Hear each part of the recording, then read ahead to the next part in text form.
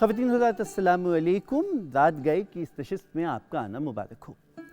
سال 2022 کی دسمبر کی یہ کوہر اور دھن میں لپٹی شامیں اور ہاتھوں سے پھسلتا ہوا یہ سال جی چاہتا ہے کہ اس سال کے اختتام پر ان رفتگاں کا ذکر ہو جائے کہ جو اس سال میں ہم سے بچھڑ گئے. جناب افتخار عارف نے کہا تھا کہ دلوں کو درد سے آباد رکھنا چاہتے ہیں، ہم اپنے رفتگاں کو یاد رکھنا چاہتے ہیں. تو جناب گوپی چند نارنگ، جناب شمیم حنفی، امداد حسین، فرحات زیدی صاحب، شبنم فاطمہ، زبیدہ فردوس، طارق عزیز، جناب ڈاکٹر اجمل نیازی، اس نوع کے کئی نامور چہرے رخصت ہوئے کہ وہ خاک کا نقاب اوڑھ کر آنکھوں سے اوجھل ہو گئے. لیکن زبان پر، ثقافت پر، معاشرے پر جو ان کا نقش ہے وہ سدا رہے گا. ایک ایسا ہی نقش جاتا ہوا دسمبر اس شخصیت کا بھی چھوڑ گیا ہے کہ اب ماہ و سال کی قید نہیں ہے، صدیاں گزر گئی ہیں، زبان و بیان کا لہجہ اسی کا ہے. یہ غالباً 1750 کا واقعہ ہے کہ مرزا کوکان بیگ باپ سے ناراض ہو کر سمرقند سے نکلا اور آگرے آ کے تھما. اسی آگرے کے کسی گمنام کوچے میں 27 دسمبر 1797 کو وہ بچہ پیدا ہوا جو زبان و بیان کی آبرو تو کہلایا لیکن چرخے ستم پیشہ سے ہمیشہ کبیدائے خاطر رہا. نہ ستائش کی تمنا، نہ صلے کی پرواہ، گر نہیں میرے شعروں میں مانی نہ سہی. مرزا اسد اللہ خان غالب کے حوالے سے آج کی یہ نشست کہ جس میں ہمارے پیش نظر کئی سوالات ہیں. وہ جسے اپنے عہد کا سامع کبھی سند قبولیت نہیں دے پایا کہ خود یادگار غالب میں حالی رقم تراز ہیں کہ دلوں پہ جیسا سکہ اپنی شاعری کا بٹھانا چاہیے تھا غالب وہ بٹھا نہیں پائے. اپنے ایک فارسی شعر میں خود غالب نے یہ کہا کہ آج کے سامع کی ستائش نہ ملنے کے باعث میری شاعری وہ تند و تیز شراب بن جائے گی جو آنے والے عہد کے قاری کو بہت لطف دے گی. خواتین حضرات، غالب اور غالب کی شاعری کیا وہ آنے والے دنوں کا نقیب ہے؟ وہ جو قطرے میں دجلہ دیکھ لیتا ہے، جو شمشیر سے باہر دم شمشیر دیکھتا ہے اور جس کی نگاہ دوربین دودے فراق صحبت شب کی جلی ہوئی شمع تک گئی ہے، کیا غالب میر اور سودا کی سجائی ہوئی بزم اردو میں ایک نیا رنگ لے کے آئے ہیں؟ کیا وہ بعد کے آنے والے اقبال اور فیض کے پیش رو ہیں؟ اور کیا اردو آج بھی غالب کے لہجے میں بولتی ہے؟ آج کی بزم میں یہ بہت سارے سوالات. خواتین حضرات، آپ جانتے ہیں کہ ہماری محفل میں جہاں گفتگو کسی نہ کسی شخصیت اور کسی نہ کسی موضوع پہ ہوتی ہے وہیں موسیقی کا خاص اہتمام ہوتا ہے، اور آج تو ویسے ہی نشست غالب سے ہم نے منسلک کر دی ہے. تو جہاں غالب کی غزلوں کو شامل کیا جائے گا وہاں ہمارے مہمان کی غزلوں کو بھی شامل کیا جائے گا کہ اس پائے کی شخصیت آج مدعو ہیں کہ جو نہ صرف غالب اور اقبال پر خود ایک سند ہیں بلکہ نامور شاعر بھی ہیں. یہ سب گفتگو لیکن ایک مختصر سے وقفے کے بعد.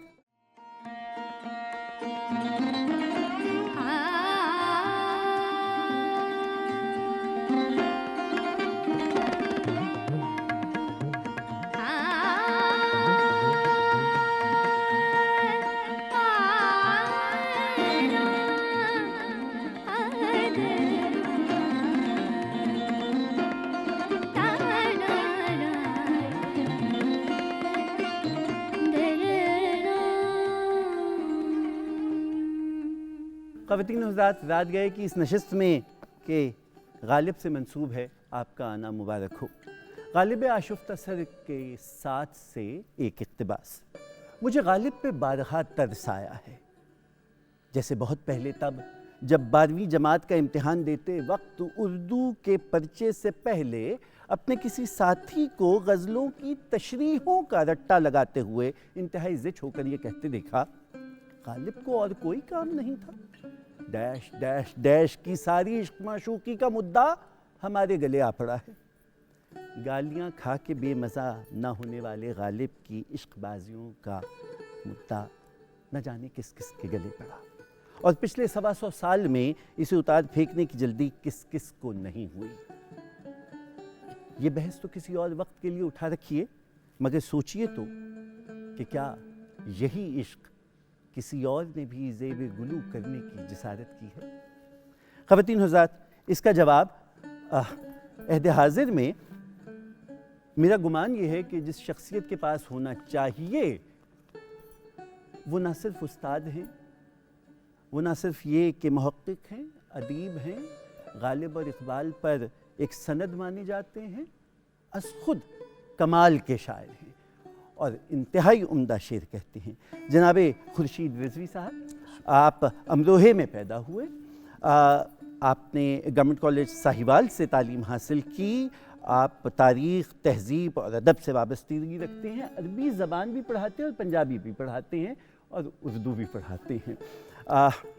پھر اس کے بعد یہ کہ آپ کے جو شعری مجموعے ہیں ان پہ آپ کو حکومت پاکستان کی جانب سے ستارہ امتیاز سے بھی نوازا گیا ہے، اور آپ کی تصانیف جو میرے سامنے ہیں ان میں شاخ تنہا، سرابوں کے صدف، رائے گاں، امکان، یکجا، دریاب، نسبتیں، یہ تو سب آپ کی شاعری کی کتابیں ہیں، جبکہ آپ کے مضامین تالیف کے نام سے، اطراف کے نام سے شائع ہوئے۔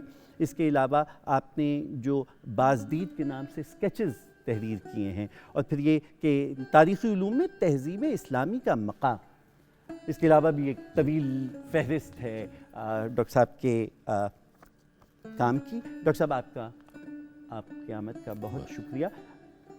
بزم غالب سے منسوب ہے جی، اور ہمیں یہ دیکھنا ہے کہ وہ جو آنے والے دنوں کا نقیب تھا وہ آج بھی کس قدر ریلیونٹ ہے، اور جو زبان اردو میر اور سودا ایک مقام پر لے گئے تھے، اس میں غالب نے کیا ندرت پیدا کی ہے، اور کیا ہم یہ کہہ پائیں گے کہ آنے والے دنوں کے اقبال اور فیض کا پیشرو غالب تھا؟ یہ بہت سے سوالات ہیں جو ہمیں آپ سے پوچھنا ہے، اور ڈاکٹر صاحب یہ کہ رات گئے کی نشست میں ایک پہلو یہ ہوا کرتا ہے کہ اس میں موسیقی کو خاص جگہ ہے، اور آج جو ہمارے ساتھ آواز موجود ہے جناب فہیم مظہر، اپنے کام کے استاد ہیں۔ فہیم مشہور زمانہ ایوارڈ یافتہ گلوکار ہیں، غزل کمال کی گاتے ہیں، اور آج نہ صرف غالب بلکہ آپ ہمیں جناب خورشید رضوی صاحب کی غزلیں بھی سنائیں گے۔ یقیناً۔ آپ کا کہنا یہ ہے کہ استاد چھوٹے غلام علی خان صاحب اور جی اے فاروق صاحب سے، جی ان سے آپ کا تعلق؟ جی، یہ میرے ابتدائی اساتذہ میں جی اے فاروق صاحب تھے، اچھا، جو کہ روشن آرا بیگم صاحبہ کے استاد بھائی تھے، اور اس کے بعد چھوٹے غلام علی خان صاحب اور پرویز پارس صاحب سے میں نے ذانوِ تلمس طے کیا ہے، اور آج تک سیکھ رہا ہوں ماشاءاللہ، کیونکہ یہ کلزم ہے جس کو عبور کرنا تو بڑا مشکل ہے، بس چند قطروں سے ہی ہم ابھی تک بہت شکریہ۔ ڈاکٹر صاحب جی کیسے مزاج ہیں؟ جی، شکر ہے الحمدللہ۔ ڈاکٹر صاحب میرا پہلا سوال آپ سے، بلکہ آپ اس نشست کو یہ سمجھیے کہ چونکہ آپ استاد ہیں اور میں طالب علم ہوں، میں اپنی جہالت کو سامنے رکھتے ہوئے آپ سے ہو سکتا ہے ایسے سوالات کروں کہ جو آپ کو بازیچہ اطفال لگے، لیکن کہیں نہ کہیں دماغ میں کلبلاتے ہیں۔ مجھے بہت ایک جو تجسس ہوا وہ آپ کا جو آپ کی کتاب یہ تاریخ سے متعلق ہے۔ اگر ہم جو یہ 19ویں صدی کی دلی ہے اس پہ واپس چلے جائیں، ایک طرف تو صورتحال یہ ہے کہ سلطنت ختم ہو رہی ہے اور بادشاہ اختتامی ادوار سے گزر رہا ہے، اور دوسری طرف یہ ہے کہ دلی اپنے رنگ پہ واپس لوٹ رہی ہے، ایک مشاعروں کا ماحول ہے اور وہاں مرغوں کی لڑائیاں ہیں اور پتنگوں کے مارکے ہیں، ایسے لاؤبالی دور میں کیا فضا ایسی تھی کہ لوگ غالب کا ابلاغ اور غالب کا خیال سمجھ پائیں؟ دیکھیے، ہر دور میں جس میں بھی کوئی نابغہ سامنے آتا ہے، وہ بہت بڑی تعداد شروع میں تو ایسے لوگوں کی نہیں ہوتی، لیکن وقت یہ ثابت کرتا ہے کہ وہ ایک کریٹیو مائنورٹی جس کو آپ کہتے ہیں، ایک تخلیقی اقلیت، وہ شروع سے جب کسی چیز کے بارے میں یہ دیکھ لیتی ہے کہ اس میں ایسے تیور ہیں، تو اس وقت چاہے اس کو سمجھنے والوں کی تعداد زیادہ نہ ہو، لیکن بالآخر وہ امکانات جو اس تخلیقی اقلیت نے دیکھے ہوتے ہیں وہ رونما ہوتے ہیں اور آہستہ آہستہ وہی چھا جاتے ہیں سب پر۔ اب دیکھیں نا، غالب کا زمانہ ہے، اس میں ہر طرح کے لوگ تھے، اس میں وہ لوگ بھی تھے جو ان کے اشعار پر بہت طنز کرتے تھے۔ اگر ان کا کہا، مگر وہ کہتے ہیں نا کہ مزاح کہنے کا تب ہے، ایک کہے اور دوسرا سمجھے، مگر ان کا کہا یہ آپ سمجھیں یا خدا سمجھے۔ اچھا، یہ ان سے بڑی شکایت رہتی تھی۔ انہوں نے کہا بھی ہے کہ ہے بس کہ کلام میرا مشکل ہے دل، سن سن کے اسے سخن برانے کامل، آساں کہنے کی کرتے ہیں فرمائش، گویا مشکل بگر نہ گویا مشکل۔ واہ! تو یہ ان کی ایک اس زمانے میں ان کے لیے بہت بڑا مسئلہ بنا رہا کہ وہ جس نوعیت کا کلام کہتے تھے وہ ان کے فوری جو سامعین تھے ان کے فہم سے بالا تر تھا۔ لیکن اسی زمانے میں فضل حق خیر آبادی جیسے، صدر الدین آزردہ جیسے، نواب شیفتہ جیسے لوگ بھی موجود تھے جو غالب کے کلام میں یہ دیکھ رہے تھے کہ یہ اس سے پہلے بھی اس نوعیت کی باتیں نہیں کی گئیں، اور جتنے امکانات اس کے اندر ہیں وہ ان کو چاہے پوری طرح سے وہ ویژولائز نہ کر سکتے ہوں، لیکن وہ یہ دیکھتے تھے کہ ان کے کلام میں مستقبل کے امکانات موجود ہیں۔ تو اس لیے میں یہ سمجھتا ہوں کہ اس دور میں اور ہر دور میں ہی متضاد عناصر یکجا ہوتے ہیں، کچھ لوگ سمجھ رہے ہوتے ہیں، کچھ نہیں سمجھ رہے ہوتے، کچھ اب نہ سمجھنے کے باوجود اس کے بارے میں ایک حسن ظن سے کام لیتے ہیں، کچھ اس پہ طنز کرتے ہیں۔ تو یہ ساری چیزیں اس زمانے میں بھی موجود تھیں، لیکن غالب کی شاعری میں جو مخصوص بات ہے وہ یہی ہے کہ وہ جیسے انہوں نے کہا نا، میں اندلیب گلشن نا افریدہ ہوں، میں اس باغ کی بلبل ہوں جو باغ ابھی پیدا ہی نہیں ہوا۔ تو یہ محض تعلی نہیں ہے، ان کے اشعار میں ایسے اشعار موجود تھے کہ غالب کے اپنے زمانے تک شاید خود غالب بھی اس کی جو وسعتیں تھیں ان کے بارے میں بہت وضاحت سے نہ بتا سکیں کہ اس میں کیا کیا امکان ہے۔ اب دیکھیے، میں ایک مثال دیتا ہوں آپ کو۔ ان کا ایک مشکل سا شعر ہے، ہیں زوال آمادہ اجزا آفرینش کے تمام، مہر گردوں ہے چراغ رہگزارے باد یاں۔ اچھا، اب اس کا آسان الفاظ میں کیا کہتے ہیں؟ اس جہان میں جو بھی چیز پیدا ہوئی ہے اس کے اندر ہی ایک زوال آمادگی موجود ہے، ہر چیز زوال کی طرف جا رہی ہے، اور یہ جو آسمان پر چمکتا ہوا سورج ہے اس کی کیفیت بھی یہ ہے کہ جیسے تیز چلتی ہوئی ہوا میں کوئی چراغ رکھ دیا گیا ہے، وہ بھی بجھ جائے گا۔ ان کے اپنے زمانے تک کاسمولوجی کا وہ علم موجود نہیں تھا اتنی وضاحت سے جس میں ہم یہ کہہ سکیں کہ یہ ستارے جو ہیں ان کی حقیقت کیا ہے۔ اور اب تو بعد میں ہمیں ایسٹرونومی نے، کاسمولوجی نے یہ بتایا کہ ڈائنگ سنز، مرتے ہوئے سورج ہے، اور ہم اپنے سورج کے بارے میں بھی اس کی جو تخمینہ ہے جو علوم کا، اس کے مطابق یہ کہہ سکتے ہیں کہ یہ سورج بھی آہستہ آہستہ بجھ رہا ہے۔ اچھا یہ تمام باتیں اپنی علمی وضاحت کے ساتھ غالب کے زمانے میں نہیں موجود نہیں تھیں، نہ ان کو خود وہ اس طرح سے اس کو ڈیفائن کر سکتے تھے، نہ ان کے سننے والے کر سکتے تھے، لیکن غالب کے شعر میں تو وہ آہٹ موجود ہے نا، جو مستقبل کی آہٹ ہے۔ تو ان کے ایک نہیں بہت سے ایسے اشعار ہیں جو اس دور میں وہ باتیں کر رہے تھے جو آئندہ زمانوں میں آنے والے علوم نے بڑی وضاحت سے پیش کی، تو یہ ان کی انفرادیت ہے۔ ڈاکٹر صاحب، آگرے سے 3 نام دلی آئے، پہلے خود خسرو، دوسرے میر اور تیسرے غالب۔ جی اچھا، جو کچھ یہ غالب کو یہ ایک شکایت ہے کہ جیسی داد انہیں ملنی چاہیے تھی اور جیسی ان کا مقام و مرتبہ تھا ویسا نہیں ملا، یہ شکایت میر کر چکے ہیں۔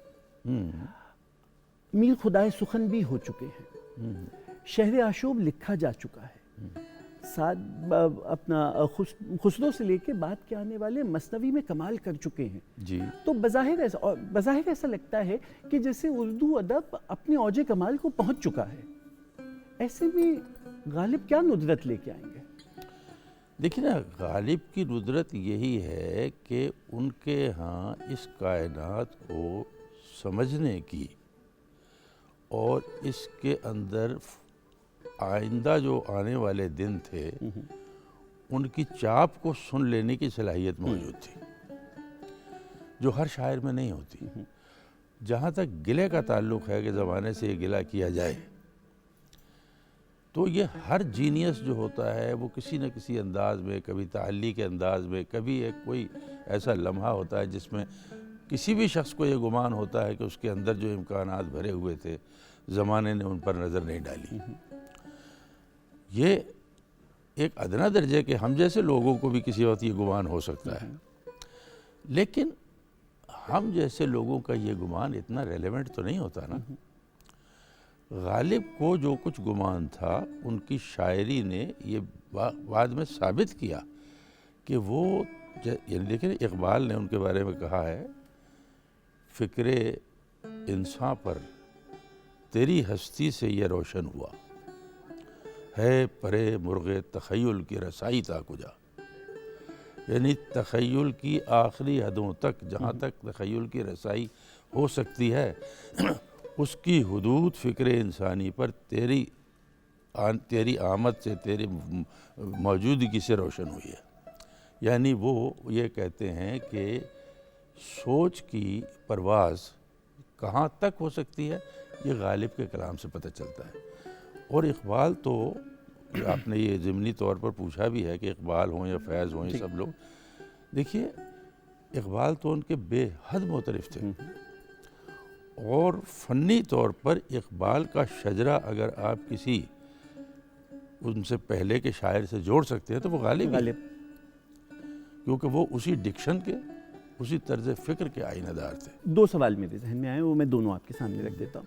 پہلا تو یہ کہ جو غالب کا مشکل پسند ہونا ایک نقطہ جو تھا، وہ تبسم کاشمیری نے بھی اس کے اوپر تبصرہ یہ کیا ہے اور یہ لکھا ہے کہ بے دل کے انداز کو اپنایا غالب نے، لیکن بے دل جیسی خیال آفرینی سے غالب محروم تھے۔ جو ابتدا کا غالب ہے وہ تو ہمیں مشکل نظر آتا ہے، لیکن جو اپنے بام عروج کا غالب ہے اس کی تو بڑی سہل ممتنع کی غزلیں ہیں۔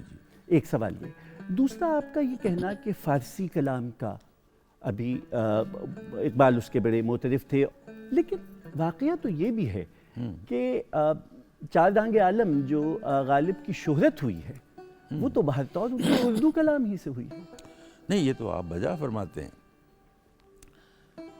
ان کا اردو کلام ہی اس وقت جہاں ان کی شہرت کھڑی ہے اس میں سب سے بڑا دخل ان کے اردو کلام، ان کی اردو شاعری کو بھی اور ان کی اردو نثر کو، جیسے خطوط انہوں نے لکھ دیے ہیں۔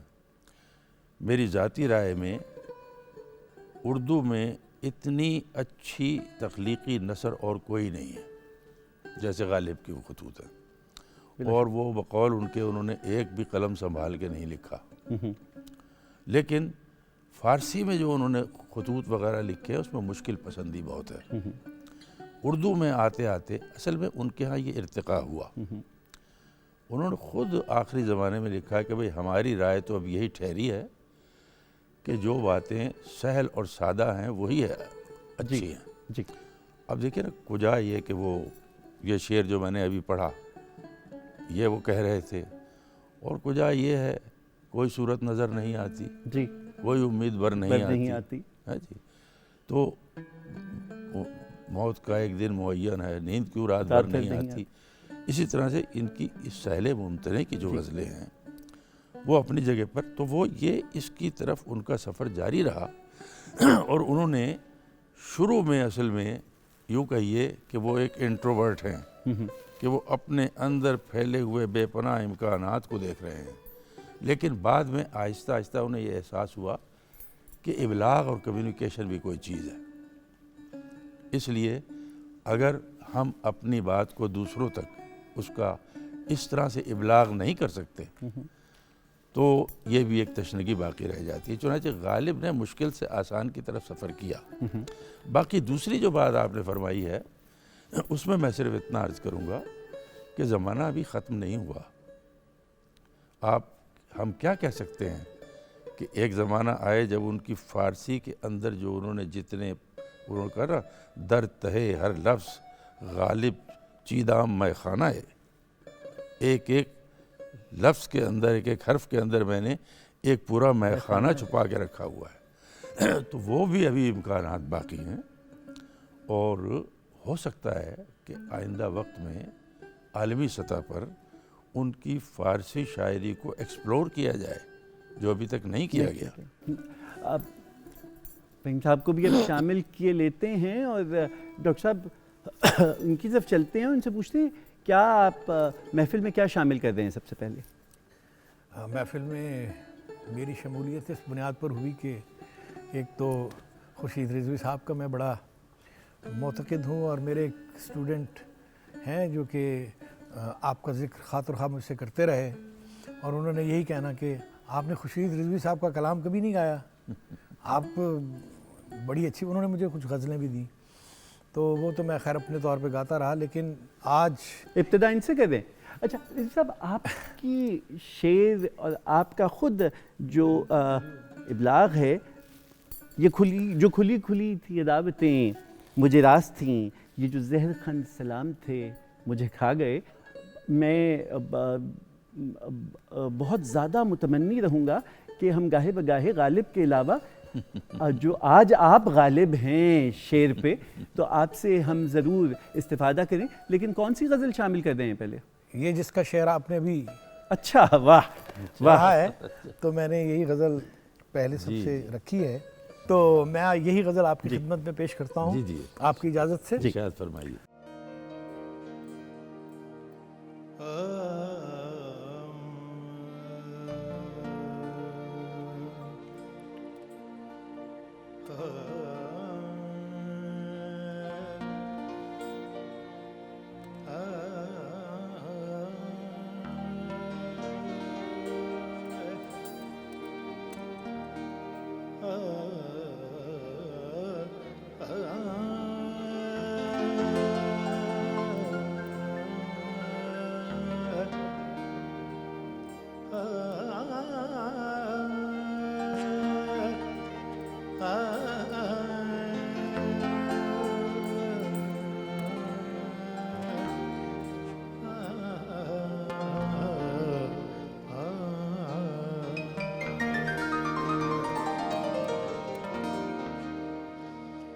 یہ جو ننگ تھے، یہ جو نام تھے، یہ جو ننگ تھے، یہ جو نام تھے، مجھے کھا گئے. یہ جو ننگ تھے، یہ جو نام تھے، یہ جو ننگ تھے، یہ جو نام تھے، مجھے کھا گئے. یہ خیال پوختہ جو خام تھے،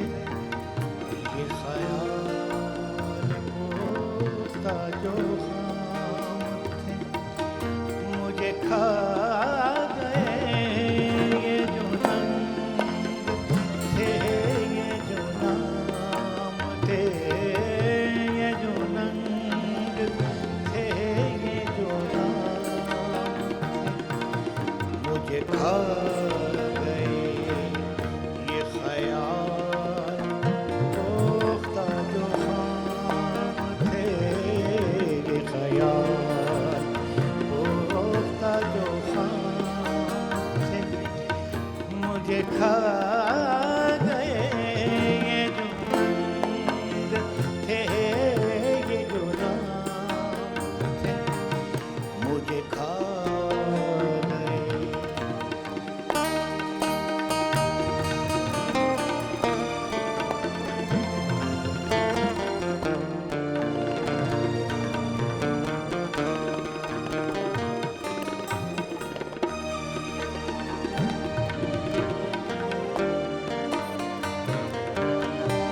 کبھی اپنی آنکھ سے زندگی پہ نظر نہ کی، کبھی اپنی آنکھ سے زندگی پہ نظر نہ کی، وہی زاویے کے جو عام تھے، وہی زاویے کے جو عام تھے، مجھے کھا گئے یہ جو رنگ تھے، یہ جو نام تھے، مجھے کھا گئے۔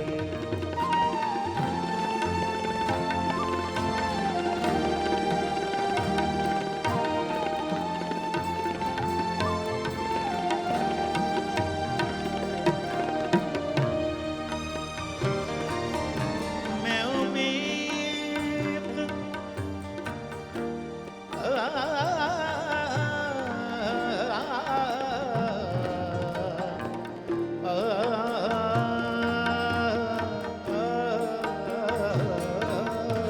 میں امید تھا کہ پلا ہوا تھا ثبوت میں، میں امید تھا کہ پلا ہوا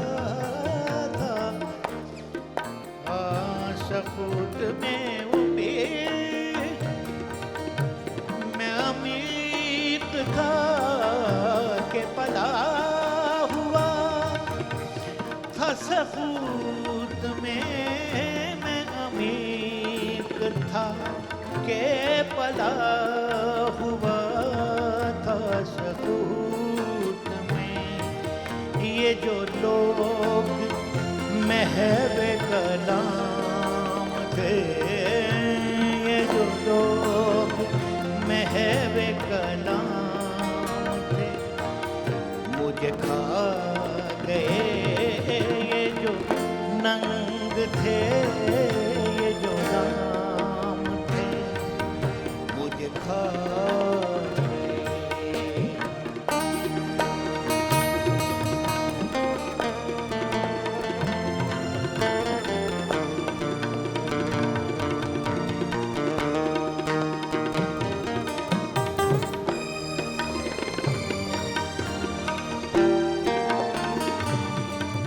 جو کھلی کھلی تھی عداوت،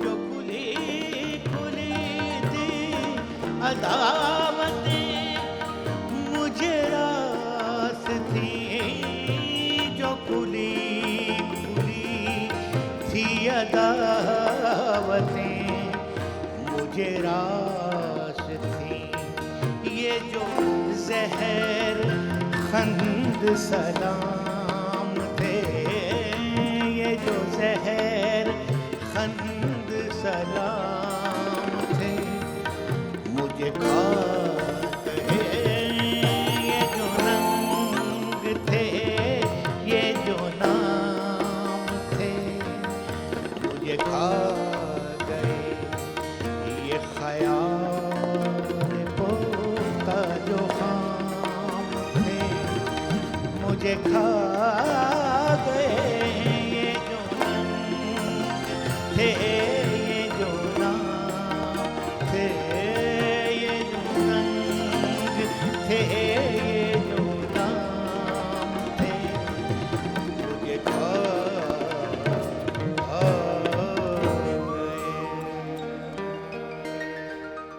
بہت شکریہ، بہت عمدہ آپ نے ڈاکٹر صاحب کی. ڈاکٹر صاحب آپ کو کچھ بہتر معلوم ہوئی خود اپنا کلام تحت اللفظ سے؟ میں تو یہ عرض کر رہا تھا کہ ان سے سن کر ہمیں غالب کا ایک شعر یاد آیا. جی ارشاد. کہ ڈھونڈے ہے اس مغنی آتش نفس کو جی، واہ جس کی صدا ہو جلوہ برق فنا مجھے. واہ واہ. تو یہ تبصرہ میں سمجھتا ہوں کہ ماشاءاللہ. یہ مغنی آتش نفس آج ہمیں میسر آئے. ماشاءاللہ. بہت بڑا کمپلیمنٹ ہے میرے لیے. خواتین و حضرات، اس کے بعد ضرور شعر کی محفل ہوگی جناب ڈاکٹر خورشید رضوی سے، لیکن ایک مختصر سے وقفے کے بعد.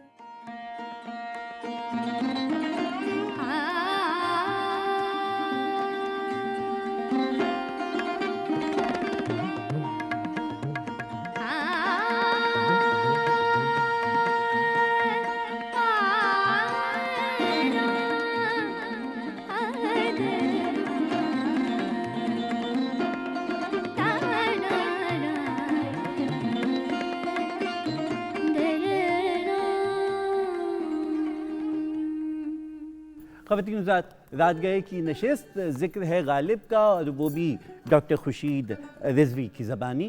تو گویا دو آتشہ ہے. ڈاکٹر صاحب سب سے پہلے اب ایک ذکر جو تھا وہ تشنہ طلب تھا، اس کا ذکر ہو جائے، اور وہ ہے امروہے کا. ہم امروہے کو یا تو سادات بہرہ امروہے کی وجہ سے جانتے ہیں، یا پھر ہم امروہے کو رئیس امروہی، کمال امروہی اور جون ایلیا کی جانب سے جانتے ہیں. کیا شعر اور طبیعت ایسی موضوع ہے اس زمین کی کہ آپ تک آتے آتے وہ جو زہر خن سلام تھے مجھے کھا گئے کا لہجہ ہو جاتا ہے؟ اصل میں دیکھیے، مجھے تو ایک نسبت ہی ہے. جی. میں تو 5-6 برس کا تھا جب وہاں سے آ گیا. پرورش میری پنجاب میں ہوئی، لیکن اس میں شبہ نہیں کہ ایک تعلق ہے. میں 60 برس کے بعد 2007 میں واپس امروہہ گیا تھا، اور میں نے دیکھا کہ وہ جو چیزیں میرے ذہن میں جس طرح سے محفوظ تھیں، بلکہ مجھے تعجب ہوا کہ عموماً ایسا ہوتا ہے کہ جب آپ بعد کے زمانوں میں جا کر اپنی کوئی پرانی یادیں تازہ کرنے کسی جگہ پہ جاتے ہیں تو آپ کو چیزیں چھوٹی لگتی ہیں، کمرے چھوٹے معلوم ہوتے ہیں.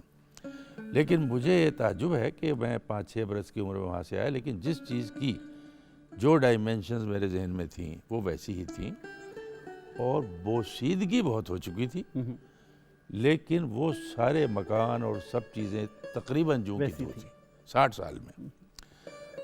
اس کا ایک سبب میری سمجھ میں یہ بھی آیا کہ لوگوں کے معاشی حالات اچھے نہیں ہیں، ورنہ بہت بدل گئی ہوتی. مگر میرے لیے وہ اس اعتبار سے مفید تھے کہ وہ میرے لیے جو ایک یاد ماضی کا یا ایک نوسٹیلجیا کا تھا. اپنے پرانے گھروں میں گیا، اس کی تفصیل میں نہیں جا سکتا. لوگ کیسے ملے، کیا کیا باتیں مجھے تجربے میں آئیں، اور یہ میں نے دیکھا اختصار سے کہ اس شہر میں ایک عمق ہے. اب مثلا یہ دیکھیے کہ مجھے بچپن میں بھی یاد تھا کہ وہاں گھروں کے درمیان میں کھڑکیاں ہوا کرتی تھیں ایک چھوٹی سی، جس میں سے نکل کے آپ اپنے پڑوسی کے صحن میں سے گزرتے ہوئے تیسرے گھر میں چلے جاتے. اچھا، وہ آج تک موجود ہیں، اور یہ اڑوس پڑوس کا یہ تصور اتنا مضبوط ہے کہ اب تک یہ صورتحال وہاں جاری ہے. جڑا ہوا شہر ہے. ابن بطوطہ کے سفر نامے میں بھی امروہہ کا نام یہی ہے. اچھا، اسی نام سے ذکر ہے کہ ہم امروہہ گئے، وہ وہاں گئے تھے. بہت پرانا شہر. اتنا ذکر کر رہے ہیں جی، اور اب تک آپ سے شعر نہیں سن رہے. اچھا، میرے ذہن میں یہ نہیں تھا کہ مجھے شعر بھی سنانے ہیں. شاید محفل میں آئے اور اس سے شعر کی فرمائش نہ ہو. آئیے چند سخن عشرت فانی پہ لکھیں. عشرت فانی پہ لکھیں. آئیے چند سخن عشرت فانی پہ لکھیں. خود کہانی ہو وہ عنوان کہانی پہ لکھیں. واہ واہ. خود کہانی ہو وہ عنوان کہانی پہ لکھیں. جس سے کترا کے گزر جائیں کفو موج و حباب. واہ. جس سے کترا کے گزر جائیں کفو موج و حباب. حرف ایسا کوئی بہتے ہوئے پانی پہ لکھیں. واہ واہ. جس سے کترا کے گزر جائیں کف و موج و حباب، حرف ایسا کوئی بہتے ہوئے پانی پہ لکھیں، اور کم نہیں ڈھلتی ہوئی عمر کا سونا چاندی، واہ، کم نہیں کم ڈھلتی نہیں ہوئی عمر کا سونا، ڈھلتی ہوئی عمر کا سونا چاندی، یہ بھی کیا ہے کہ جو لکھیں وہ جوانی جوانی میں لکھیں، واہ، بہت عمدہ، بہت کم نہیں ڈھلتی ہوئی عمر کا سونا چاندی، یہ بھی کیا ہے کہ جو لکھیں وہ جوانی پہ لکھیں، اور پہلے ٹھہرے ہوئے لمحوں پہ غزل کہتے تھے، واہ، پہلے ٹھہرے ہوئے لمحوں پہ غزل کہتے تھے، اب قصیدہ کوئی صدیوں کی روانی پہ لکھیں، لکھیں، واہ واہ، اب قصیدہ کوئی صدیوں کی روانی پہ لکھیں، آئیے چند سخن عشرت فانی پہ۔ بہت عمدہ، بہت عمدہ۔ ڈاکٹر صاحب، میں آپ کو دوبارہ غالب کی جانب لے چلوں، اور ہم اس وقفے پہ جانے سے پہلے جو گفتگو کر رہے تھے وہ اس نقطے پہ آن رکی تھی کہ اگرچہ غالب اپنی اردو کلام کی وجہ سے چاردانگ عالم شہرت رکھتے ہیں، لیکن ان کا فارسی کلام اپنی جگہ پہ ہے۔ خود اپنی ایک عام تاثر یہ بھی ہے کہ وہ اپنے اردو کلام کی نسبت اپنے فارسی کلام پہ زیادہ نازاں تھے، لیکن پھر دوسری طرف واقعہ یہ بھی ہے کہ خود آپ کا اپنا شعر ہے کہ جو یہ کہے کہ ریختہ کیوں کر ہو رشک فارسی، گفتہ غالب اس کو پڑھ کر سنا کہ گفتہ غالب ایک بار پڑھ کے اسے سنا کے یوں۔ جی جی جی، تو پھر خود اپنے کلام کو جو ریختہ کا کلام ہے اس کو فوقیت بھی دیتے ہیں؟ نہیں، یہ تو دیکھیے، یہ تو تاثراتی اشعار ہوتے ہیں، یہ کوئی تھیریز نہیں ہوتی، اوکے، ٹھیک ہے نا جی۔ غالب کو اس میں شک نہیں کہ انہوں نے جتنی محنت اپنے فارسی کلام پر کی ہے، دیکھیے اردو میں تو انہوں نے ایک باقاعدہ دیوان بنایا ہی نہیں ہے۔ دیوان کی اس زمانے میں جو حیت تصور کی جاتی تھی وہ یہ تھی کہ اس میں ہر ردیف میں غزلیں ہوں، پھر اس کے اندر مختلف اصناف بھی موجود ہوں۔ تو غالب کے اردو دیوان میں تو ایک سلیکشن ہے، ایک انتخاب ہے، وہ اس روایتی تصور دیوان کے مطابق نہیں لکھا گیا۔ اگر آپ ان کا کلیات فارسی دیکھیں تو اس میں آپ کو ہر ردیف پر غزلیں ملیں گی، اس کے اندر آپ کو حجب کا بھی نمونہ ملے گا، اس میں آپ کو مثنوی بھی ملے گی، قصائد بھی ملیں گے، قطعات بھی ملیں گے، یعنی وہاں انہوں نے اپنی جو قوت سخن ہے اس کا اظہار بڑے مرتب طریقے سے کیا ہے۔ دراصل جس زمانے میں وہ تھے اس زمانے میں تو فارسی کا چلن تو ہمارے بچپن تک بھی بہت رہا ہے، یہ تو اب آ کر وہ ختم ہوا ہے۔ تو فارسی اس زمانے کے ہر پڑھے لکھے آدمی کی زبان فارسی ہی سمجھی جاتی تھی، اس لیے بجا طور پر انہوں نے اس وقت کیا، لیکن آہستہ آہستہ وہ ان چند افراد میں سے تھے جنہوں نے یہ محسوس بھی کیا کہ اب یہ ریختہ کی طرف جانے میں ایک آپ کے سخن کی اس کو جو تسلسل مل سکتا ہے وہ اس میں ہوگا۔ باقی ان کی مقبولیت، یعنی وہ اپنے وقت میں جو بالکل مانے ہوئے لوگ تھے۔ اب دیکھیں نا جی، مولانا حالی نے جو ان کے شاگرد تھے، ان کا مرثیہ لکھا ہے بڑا طویل اور بہت ہی خوبصورت مرثیہ لکھا ہے۔ اب دیکھیں اس میں ایک شعر ہے کہ ایک روشن دماغ تھا نہ رہا، شہر میں ایک چراغ تھا نہ رہا۔ یہ ان کے مرثیے میں کہا ہے، یہ مصرع بہت ضرب المثل ہو گیا، اور اس میں بڑی سادگی سے انہوں نے کہا ہے کہ جب وہ گویا ان کو دفنانے کے لیے جا رہے ہیں تو اس میں بڑی سادگی سے انہوں نے کہا ہے، لوگ کچھ پوچھنے کو آتے ہیں، اہل میت جنازہ ٹھہرائیں، لائیں گے پھر کہاں سے غالب کو، سوئے مدفن ابھی نہ لے جائیں، مرثیہ اس کا لکھتے ہیں احباب، کس سے اصلاح لیں کدھر جائیں، عرفیو صاحبو اسیر و کلیم، لوگ جو چاہیں ان کو ٹھہرائیں، ہم نے سب کا کلام دیکھا ہے ادب شرط منہ نہ کھلوائیں، غالب نکتہ داں سے کیا نسبت، خاک کو آسماں سے کیا نسبت۔ تو انہوں نے ان کی جو قدر و قیمت تو ان کے اپنے زمانے میں بھی جو اہل بصیرت تھے وہ تو بہت ہی اچھی طرح جانتے تھے، لیکن ایک عام معاشرے میں بھی فقیر تک تو ان کی غزلیں گاتے پھرتے تھے۔ جو انہوں نے خود بھی کہا ہے کہ وہ میری غزل میں کسی اور کی غزل کے شعر ملا کر گا رہا ہے. جی. لیکن بہرحال اگر ایک شاعر کا کلام گلیوں میں گایا جا رہا ہے تو اس کا مطلب یہ تو ہے نا کہ وہ شاعر جو ہے اس کی رسائی عوام تک ہو چکی ہے. بالکل. اچھا، آپ نے حالی کا ذکر کیا. حیات غالب، یادگار غالب حالی کی مشہور تصنیف ہے جو آپ کی سمانے ہے. ایک اعتراض بڑا دلچسپ سا اس پہ یہ ہے کہ حالی ٹھہرے زاہد خشک اور مولانا مرزا بڑی چنچل طبیعت کے شخص تھے. تو کیا انصاف کر پائے حالی اپنے استاد؟ میں تو سمجھتا ہوں کہ غالب پر جو بہترین کتابیں لکھی گئی ہیں ان میں سے ایک اور تقریباً سب سے پہلی ہی کتاب کہی ہے یادگار غالب ہے. اصل میں مولانا حالی کے امکانات کو لوگوں نے سمجھا نہیں. ان کو زاہد خشک تصور کرنا وہ ایک اور پہلو سے ہے. لیکن حالی بہت بڑے آدمی تھے بلا شبہ، اور میرے خیال میں جتنی متضاد صفات حالی میں جمع تھیں غالب جیسے آدمی نے ان کے بارے میں یہ کہا ہے کہ عموماً میں لوگوں کو شعر کہنے کی صلاح نہیں دیا کرتا، لیکن تمہارے بارے میں میرا یہ خیال ہے کہ اگر تم نے شعر نہ کہا تو اپنی طبیعت پر ظلم کرو گے. یعنی وہ ان کو ایک فطری شاعر سمجھتے تھے. اور غالب اتنے مردم شناس انسان تھے کہ انہوں نے سر سید کے بارے میں، غالب کے بارے میں، معاف کیجیے گا حالی کے بارے میں جو کچھ کہا وہ یہ نہیں آپ کہہ سکتے کہ سرسری بات ہے. انہوں نے اتنے دنیا دیکھی تھی، اتنے لوگ دیکھے تھے. خط میں لکھا بھی ہے کہ میں آدم نہیں آدم شناس ہوں. کتنے میں نے لوگ دیکھے ہیں. تو اس لیے حالی کے بارے میں اگر غالب نے یہ کہا ہے کہ تم اگر شعر نہیں کہو گے تو اپنی طبیعت پہ ظلم کرو گے، تو اس کا مطلب یہی ہے کہ غالب ان کے شاعرانہ اور تخلیقی جو بے پناہ صلاحیتیں تھیں ان کے معترف تھے.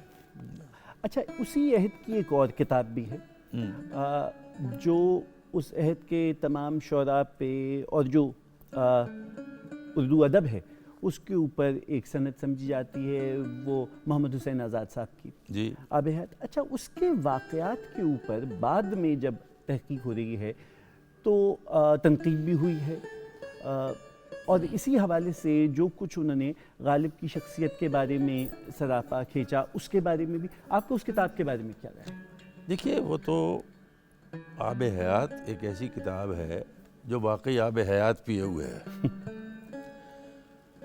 ہم نے بھی جب آغاز میں پڑھنا شروع کیا تو شاعری کے بارے میں جو کتاب سب سے پہلے اور بہت لگ کر پڑھی وہ آب حیات تھی. لیکن مولانا محمد حسین آزاد کی شخصیت کے دو حصے ہیں. وہ سٹائلسٹ ہیں بہت بڑے، لیکن وہ مورخ نہیں ہیں. وہ ایک خارجی دلیل نہیں ہے ان چیزوں کی. جو کچھ انہوں نے لکھا ہے بجا طور پر بعض ناقدین کو ان سے یہ گلہ بھی رہا ہے کہ انہوں نے ایسی تصویریں بنا دی ہیں جن کو اب بدلنا ممکن نہیں ہے. ان کے قلم میں اتنی طاقت تھی لیکن وہ تصویریں حقیقی نہیں ہیں. اب یہ دو پہلو آ جاتے ہیں کہ ان کے ہاں سٹائل کا، جیسے دیکھیے عربی زبان میں، کیونکہ میں ایک طالب علم ہوں عربی ادب کا، ڈاکٹر طہا حسین کی شخصیت ہے. طہا حسین اپنے اسلوب میں اتنے قوی آدمی ہیں کہ میں نے عربی کی طالب علم کی حیثیت سے ان کی ایک ہی کتاب جب نصاب میں پڑھی تو مجھے اتنی طلب ہوئی کہ میں 20-25 ان کی کتابیں میں نے اپنے طور پر پڑھی، اور مجھے سیری نہیں ہوتی ان سے آج تک ان کے سٹائل سے. لیکن جو نظریات انہوں نے پیش کیے ان پہ مجھے جا بجا محسوس ہوتا ہے کہ یہ درست نہیں ہے. تو وہ ان کی علمی اور تاریخی حیثیت الگ ہوتی ہے، تخلیقی اور انشاء پردازی کی طاقت الگ ہوتی ہے. تو محمد حسین آزاد ہمارے بہت ہی مؤثر اور کامیاب انشاء پردازوں میں ہیں. تو اگر ہم اب آپ کی طرف فہیم صاحب چلیں اور آپ سے پوچھیں کہ آپ محفل میں کیا رنگ اب شامل کرنے جا رہے ہیں، تو میں ڈاکٹر صاحب کی غزل دوبارہ سے دوسری غزل پیش کرتا ہوں. گل کھلاتی ہے کبھی خاک اڑاتی ہے یہ خاک، واہ، شعبدے کرتی ہے نئے رنگ دکھاتی ہے یہ خاک. سبحان اللہ. تو اجازت ہے. جی ارشاد ارشاد.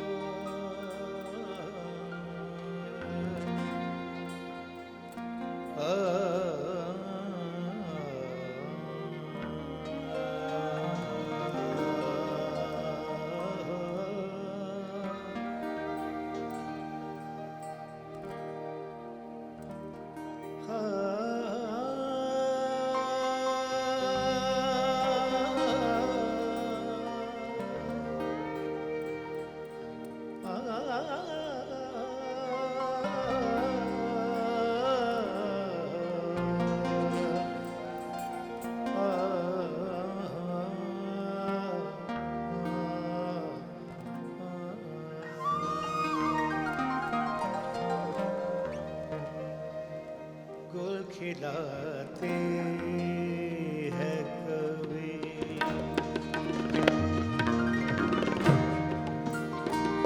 गुल खिलाते हैं कभी, खाक उड़ाती है ये खाक, गुल खिलाते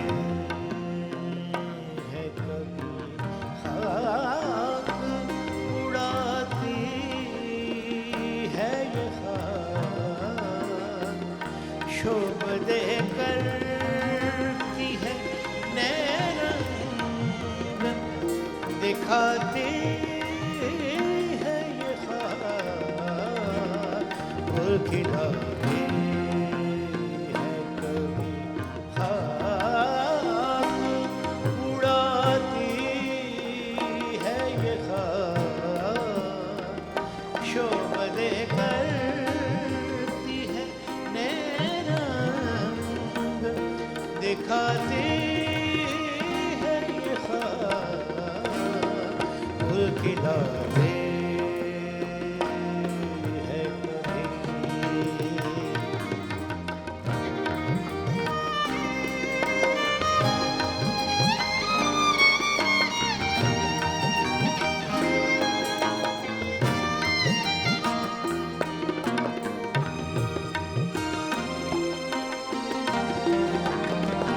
मैं तो खुद खाक हूँ मेरा तो भला क्या मज़कूर,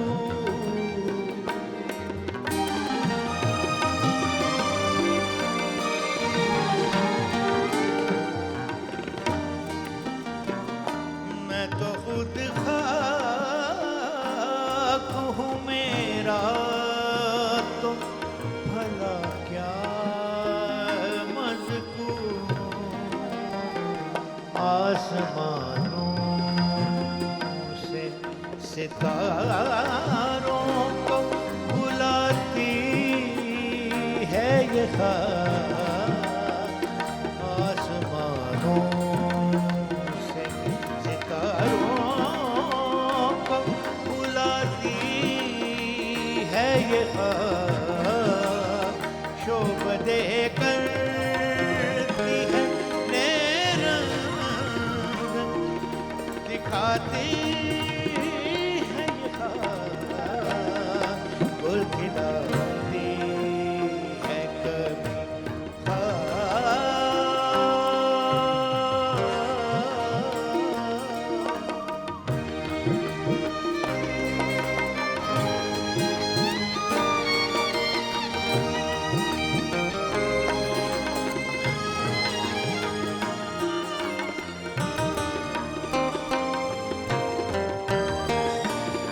है कभी जिस्म,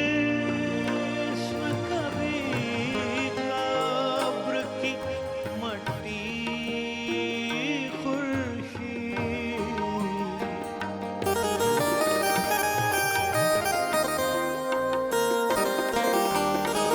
है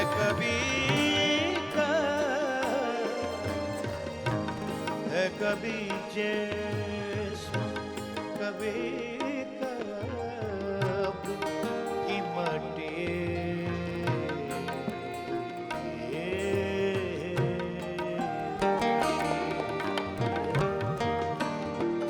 है कभी जिस्म, कभी कब्र की मट्टी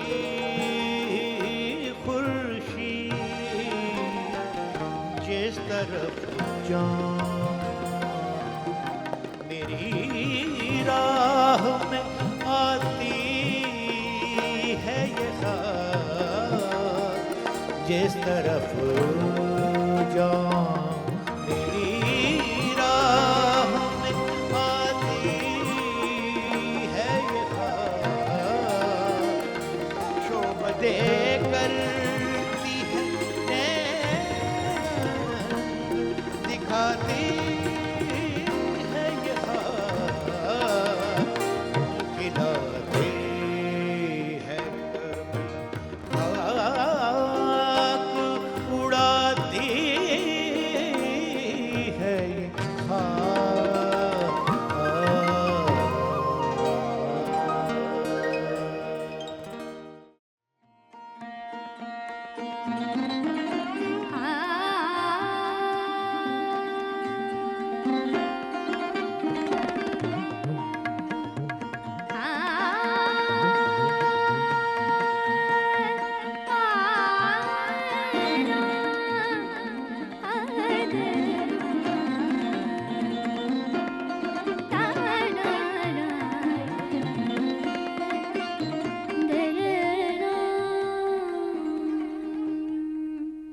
हमें इदराक है कि अपने अहद की मुरव्वजा चलन से हटकर नई फ़िक्र को शेयर करने की रस्म गालिब से हरगिज़ आगाज़ नहीं हुई। अगले ज़माने के मीर ये दुख सह चुके हैं। फ़र्क सिर्फ इतना है कि इस बार एहसास ने मीर को दीवाना किया और गालिब कमाल होशियारी से फरजाना हुए। वो हकीकत पसंद हैं और जानते हैं कि गिरती हुई सल्तनत के साया दीवार में हैं। सुरईने सितम हाय रोज़गार सही, लेकिन ये सबक दोहराए जाते हैं कि रंज से खुगर हुआ इंसान तो मिट जाता है गम। मुश्किलें इतनी पड़ी मुझ पर कि आसान हो गई। डॉक्टर साहब, ये जो एक हयात गालिब में एक ये पै दर पै नाकामियाँ हैं। आप एक तरफ तो दरबार में मकाम मंजिलत चाहते हैं, लेकिन जो ज़ौक़ से आपकी चशमक है वो, फिर उसके बाद कंपनी बहादुर की सरकार में पेंशन, और फिर लखनऊ और कलकत्ते का सफ़र, ये भी तो एक शख्सियत को नारंगी देता है। जी बेशक। देखिए ना, हालात जो उस वक्त थे,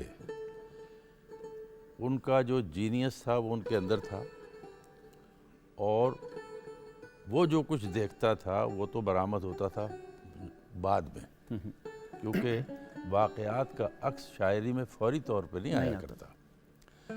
जो फौरी तौर पर चीज़ें आती हैं वो तो ख़बर होती है जी, वो अदब नहीं होता। तो गालिब के हाँ ये जो उनके अर्जी ज़िंदगी के जो मसाइल थे, जो मसाइब थे, ज़ाहिर है उससे उन्होंने गुज़रना था। तो पेंशन का उनका जाना, कलकत्ते का सफ़र करना। अच्छा, बाद लोगों का ये ख्याल है कि इसकी सिर्फ एक ही डायमेंशन थी, वो कलकत्ते गए थे, लेकिन मैंने महसूस किया कि सर सैयद का और गालिब का जो एक तामुल आपस में या इंटरेक्शन हुआ। तकरीर भी लिखी है उन्होंने जी, सर सैयद की किताब। जी मैं अर्ज़ करता हूँ ना, उस तकरीर जैसे आजकल फ्लैप लिखते हैं जी, तो वो ज़माने में उसको लिखवाते थे लोग उसे यही। तो गालिब से सर सैयद ने इससे पहले भी एक आध किताब की तकरीर लिखवाई जो उन्होंने बिल्कुल रस्मी लिख कर दिया। अच्छा, फ़ारसी में, और वही जो अल्फाज के तोते मैना बनाकर खूबसूरती से। लेकिन जब उन्होंने आईन अकबरी मुदव्वन की, उसका एक मखतूते को एडिट किया, तो गालिब ने उस पर जो तकरीर लिख कर दी वो नज़म में लिख कर दी। अच्छा, और वो तकरीर क़तअन उनकी तारीफ़ में नहीं थी। वो एक एतबार से गालिब की ज़िंदगी में शायद सबसे अनोखी तकरीर थी, जिसमें गालिब ने फ़ारसी अशार में ये कहा, और उन्होंने उसको अपने दीवान में शामिल भी करवाया। ये कहा कि सैयद अहमद ख़ान, तुम्हारे जौहर को जो न समझता हो वो इस काम पर तुम्हारी तारीफ़ करे। अच्छा, और अगर तुमने आइन देखना है तो ये अहले इंग्लिस्तान का आइन देखो कि जो चिराग जला रहे हैं हवा में, और किस तरीक़े से उन्होंने समंदर की तहों तक रसाई हासिल कर ली है, और भाप से आलात चला रहे हैं। यानी ये एक बड़ा ही अनोखा शऊर था जी।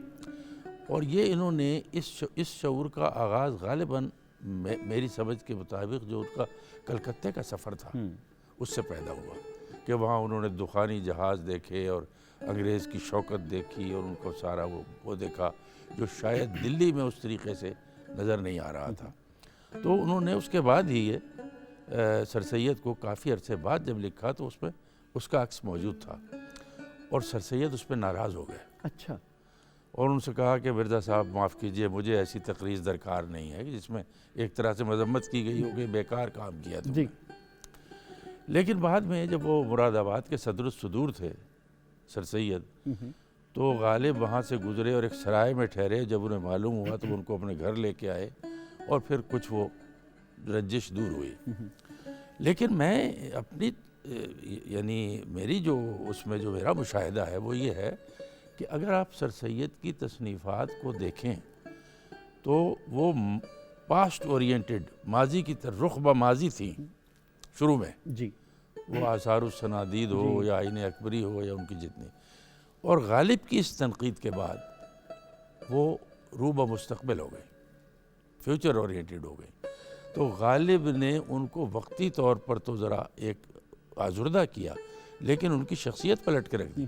اچھا، ہم بہت دیر سے بات کر رہے ہیں. اگر میں آپ سے یہ پوچھوں، محقق اور ادیب ڈاکٹر خورشید رضوی کی تو نگاہ ہے غالب کے انداز تحریر پہ بھی اور مکاتیب پہ بھی اور شاعری پہ بھی. جو شاعر خورشید رضوی ہے، اس نے شاعر غالب سے کس قدر استفادہ کیا، کس قدر متاثر ہے؟ بے حد. اور اس کی کوئی شکل اگر عطا ہو، کوئی شعر؟ ہاں، میں عرض کرتا ہوں نا، یعنی میں نے اتفاق سے جس شاعر کو سب سے پہلے بہت توجہ سے پڑھا وہ غالب ہی تھے، اپنے بالکل سمجھیے 15-16 سال کی عمر میں. لیکن غالب کے ہاں یہ خوبی ہے کہ ان کے شعر میں وہ جو انہوں نے خود کہا ہے نا کہ لطافت بے کثافت جلوہ پیدا کر نہیں سکتی، واہ چمن زنگار ہے آئینہ باد بہاری کا. واہ. یہ جو ان کا خیال ہے کہ جو لطیف چیز ہے اس کا ایک باڈی آئیڈیا بھی ہونا چاہیے، تب وہ لوگوں کے لیے ٹینجیبل ہوتی ہے، ویزیبل ہوتی ہے، اس کو دیکھنا اور چھونا. اچھا، اب مثلا دیکھیے میر صاحب کا جو اعلیٰ شعر ہوتا ہے نا، وہ اس قدر نازک ہوتا ہے جیسے برگ گل پہ رکھا ہوا شبنم کا قطرہ. واہ. آپ اس کو دیکھ کر حیرت میں رہ جاتے ہیں، اس کی آب و تاب کو دیکھ کر، لیکن اگر آپ اسے ہاتھ میں لینا چاہیں تو وہ ہاتھ میں نہیں آتا. غالب کے ہاں جو کچھ ہوتا ہے وہ موتی کی طرح ہوتا ہے، آپ اسے ہاتھ میں اٹھا سکتے ہیں. واہ. اس کا ایک باڈی آئیڈیا ہوتا ہے، وہ لطافت جو ہے اس کا ایک جسم کثافت کا بھی ہوتا ہے. اسی لیے غالب کے ہاں کوٹیبلٹی، اقتباسیت بہت زیادہ ہے. آپ کو زندگی میں اپنے ذاتی تجربات کے اندر جتنے اشعار غالب کے یاد آتے ہیں اتنے کسی اور شاعر کے نہیں یاد آتے، اس لیے کہ اس نے انسانی زندگی کے نشیب و فراز کی بہت وسیع اور بہت گہری عکاسی کی ہے. تو یہ ان کے ہاں چیز ہے کہ جس کو ہم کلاسیک کہتے ہیں نا، وہ ہوتا ہے جو بچپن سے بڑھاپے تک آپ کو اسیر رکھتا ہے اپنا. غالب کے ہاں ایک طے وہ ہوتی ہے جس کو ہم اس وقت انجوائے کیا کرتے تھے جب ہم نے اس کو پڑھنا شروع کیا لڑکپن میں. وہ طے یہ ہوتی تھی کہ ان کا لفظی در و بست بنیم غمزہ عطا ہو حق ودیعت ناز، نیام پردہ زخم جگر سے خنجر کھینچ. واہ. اب اس میں ہمیں اس وقت جو چیز اپیل کرتی تھی وہ تھی کہ نیام میں الف جو ہے وہ خنجر کی طرح ہے، اسے کھینچیں تو نیم باقی بچتا ہے، اور نیم غمزہ کی اس نے شروع میں بات کی ہے. تو یہ ان کے شعر کی جو جسم ہے اس میں کچھ چیزیں ایسی ہیں جو آپ کو لڑکپن میں پسند آتی ہیں، پھر آپ کو جوانی میں پسند آتی ہیں، پھر آپ کو بڑھاپے میں پسند آتی ہیں. تو ان کی یہ حیثیت کہ وہ آپ کی پوری زندگی کا ساتھ دینے میں، اب ہم نے زندگی میں بہت سے شعراء کو پڑھا ہے جس میں بہت سے شعراء سے ہم لڑکپن میں بہت متاثر تھے، بعد میں نہیں رہے، وہ ہمیں اس طرح سے یاد نہیں رہے. لیکن غالب ایک ایسا شاعر ہے کہ ہم سمجھتے ہیں کہ وہ بچپن سے آج تک ہمارے ساتھ چل رہا ہے، اور ہم ختم ہو جائیں گے اس کے امکانات ختم نہیں ہوں گے. اگر آپ کی جانب سے کچھ عطا ہو جائے، کچھ آپ کا شعر ہو جائے. ہاں رہوں خاموش تو جان لب پہ آئی جاتی ہے، جو کچھ کہوں تو قیامت اٹھائی جاتی ہے. واہ واہ. رہوں خاموش تو جان لب پہ آئی جاتی ہے، جو کچھ کہوں تو قیامت اٹھائی جاتی ہے. یہی رہا ہے ہمیشہ سے زندگی کا مزاج، یہی رہا ہے ہمیشہ سے زندگی کا مزاج. ہجوم جلوہ ہے اور نیند آئی جاتی ہے. واہ واہ. ہجوم جلوہ ہے اور نیند آئی جاتی ہے، اور نکالتی نہیں کیوں خال و خد کہ جب شب و روز، نکالتی نہیں کیوں خال و خد کہ جب شب و روز حرم کے چاک پہ امت چڑھائی جاتی ہے. واہ واہ. حرم کے چاک پہ امت چڑھائی جاتی ہے، اور آخری شعر اس میں ہے کہ دبائے بیٹھی ہے جس کو ابھی سیاہی شب، دبائے بیٹھی ہے جس کو ابھی سیاہی شب، مجھے وہ صبح درخشاں دکھائی دکھائی. واہ، یہ چند شعر ذہن میں بہت آئے. عمدہ، بہت عمدہ. اب میں آپ کی جانب آؤں اور آپ سے عرض کروں کہ کچھ عطا ہو. اب ڈاکٹر صاحب کی میں نے 2 غزلیں پیش کی ہیں. اب غالب صاحب، غالب علا کل غالب، ان کا ایک کلام میرے سامنے ہے، جی جی ارشاد تو میں ارشاد. آپ کی خدمت میں پیش کرتا ہوں.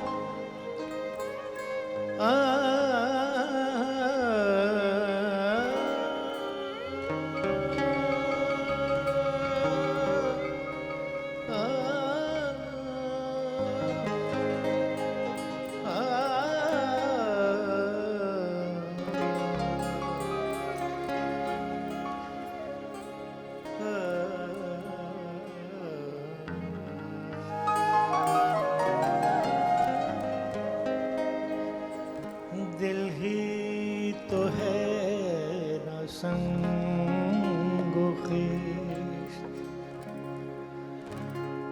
درد سے بر نہ آئے کیوں. دل ہی تو ہے نہ سنگ و خیش، درد سے بر نہ آئے کیوں. روئیں گے ہم ہزار بار، کوئی ہمیں ستائے کیوں. دل تو ہے سنگ و خیش، درد سے بر نہ آئے کیوں. روئیں گے ہم ہزار بار، کوئی ہمیں ستائے کیوں. دل تو ہے سنگ و خیش.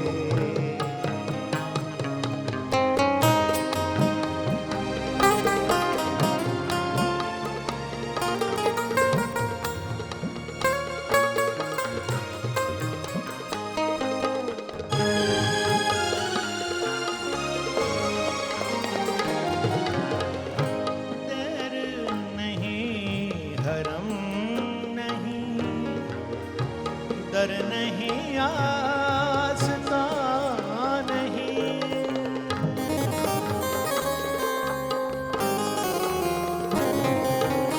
در نہیں حرم نہیں، در نہیں آستان نہیں. بیٹھے ہیں راہ گزر پہ ہم، بیٹھے ہیں راہ گزر پہ ہم. غیر ہمیں آئے کیوں. دل ہے تو ہے نہ سنگ و خیش، درد سے بر نہ آئے کیوں. دل ہے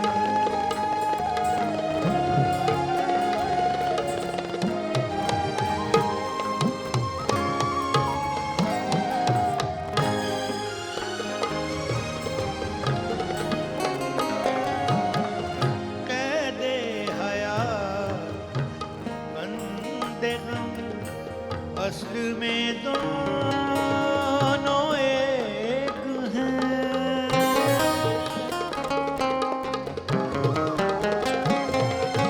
कैद व हयात बंदे गम असल में दोनों एक हैं। मौत से पहले आदमी, मौत से पहले आदमी गम से निजात पाए क्यों? दिल ही तो है न संगो ख्वाहिश, दर्द से बरना आए क्यों?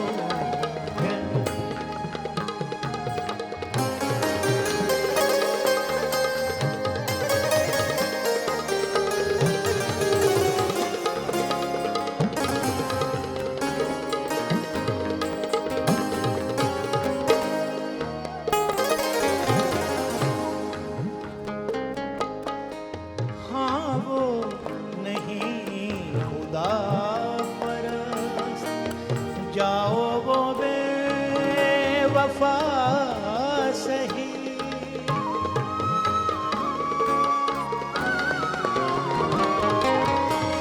हाँ वो नहीं खुदा परस्त, जाओ वो बेवफा सही। जिसको वो दीन लजीज उसकी गली में जाए क्यों? दिल ही तो है दर्द से बरना आए क्यों? दिल ही तो है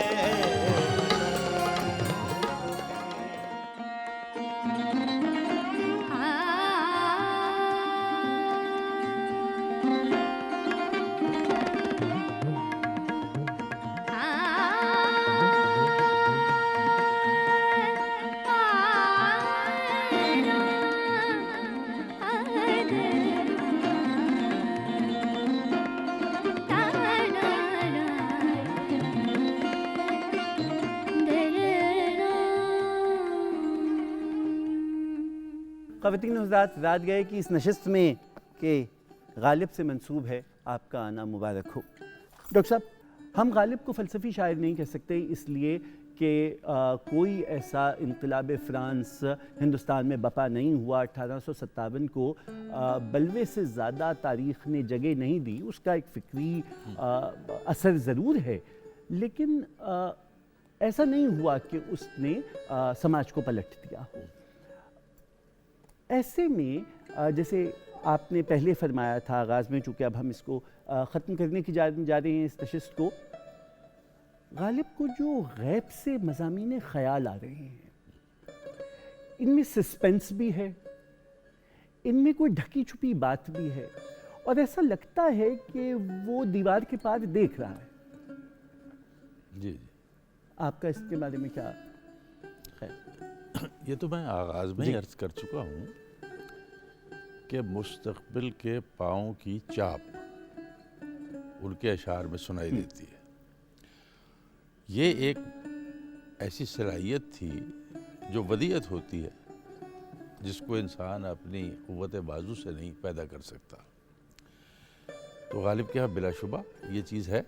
और इसको अब अगर आप मिला दें नक्श फरियादिया किस शौक़ की तहरीर का, कैसे उस हाँ, वो शेर जो है, देखिए फ़लसफ़ी होना और बात है, फ़लसफ़ियाना फ़िक्र रखना और बात है। शायर फ़लसफ़ियाना फ़िक्र तो रखता है, उसके अंदर किसी भी शायर के अंदर आप देखेंगे तो उनके कलाम में आपको ऐसे अशार मिल जाएंगे जिनके कुछ फ़लसफ़ियाना पहलू हैं, लेकिन शायर बाकायदा फ़लसफ़ी नहीं होता। शायर तो एक आईने की तरह होता है, उसे अगर आप सब्ज़ाज़ार में रख दें तो उसका रंग सब्ज़ हो जाता है, किसी और जगह पे रख दें तो उसका रंग वही हो जाता है। तो वो कोई बाकायदा मुरत्तब फ़लसफ़ा हयात पेश नहीं करता, लेकिन اس کی سوچ میں اس زندگی کے بہت سے پہلوؤں کی گہرائی تک دیکھنے کی صلاحیت ہوتی ہے، اور جتنا بڑا شاعر ہوتا ہے اتنی بڑی صلاحیت ہوتی ہے۔ چنانچہ اس کے ہاں ہم یہ کہہ سکتے ہیں فلسفیانہ مضامین ہوتے ہیں۔ اب یہ بھی جو شعر ہے اس میں ایک فلسفیانہ مضمون ہے۔